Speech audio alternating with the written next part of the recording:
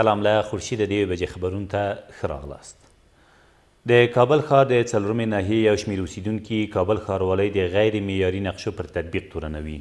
دوی نن سهار په یوه اعتراضیه راټولېدنه کې وویل کابل ښاروالۍ د یادې ناحیې اړوند سیمه کې د سړک په منځ کې یو ګلدان د ودونو یو هوټل ته ځانګړی کړی چې دغه چاره په یاده سیمه کې د بیروبار لامل شوی دی.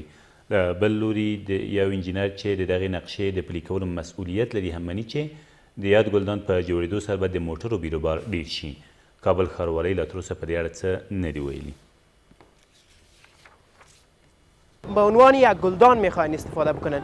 این گلدان را ممکن است که صاحب هتل به نفع شخصی خودش را بسازه تا اینکه این پیاده رو بره که اینجا شما میبینید که اصلا پیاده رو برای مردم است غیر قابل استفاده شوه و حتی ممکن است شاید روزی اینا مثلا همو محوطه هتلش را تا لب آبرو برسانند. جاده کلان باشه خوب بهتر است، سهولت است به مردم و موترها دیگه. یا البته یا خودشان دیگه میفهمند سروی کردن دیگه دیزاین نکردن دیگه مربوط به ما چیزی دیزاینش نمیشه.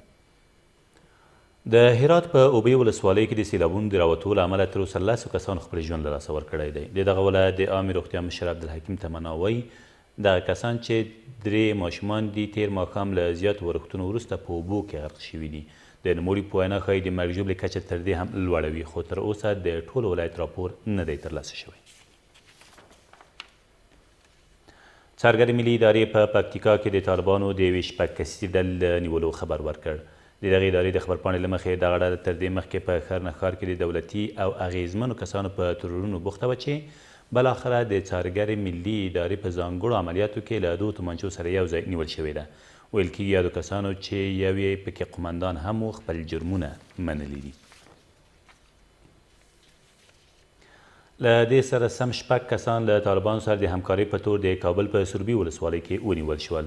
د کورنیو چارو وزارت ویاند وایي دغه کسان تېره شپه د یادې ولسوالۍ له اوزبین سیمې د پولیسو په ځانګړو شپنیو عملیاتو کې نیول شوي دي. ویل کېږي له یادو کسانو اوس هم پوښتنې روانې دي. او یو کس د بغلان د اندراب درې د اوسیدونکي د وژنې په تور د پولیسو لوري ونیول شو. د بغلان د امنیه قمندانۍ ویاند احمد جاوید بشارت وایي دغه کس تېره ورځ د اندراب درې د پل حصار ولسوالۍ په شاوخوا سیمو کې د یو کس له وژنې او د یو بل له ټپي کولو وروسته نیول شوی دی. د نوموړي په وینا د نیول شوي کس یو کلشینکوف ترلاسه شوی او په لومړنیو خبرو کې پر خپل جرم هم اعتراف کړی دی. پلیس ولایت بغلان یک نفر قاتل که در ولسوالی پلسار ولایت بغلان یک نفر به قتل رسانده بود و یک نفر مجروح ساخته بود. دیروز بعد از یک عملیات پلیس ولایت بغلان این شخص بازداشت شد.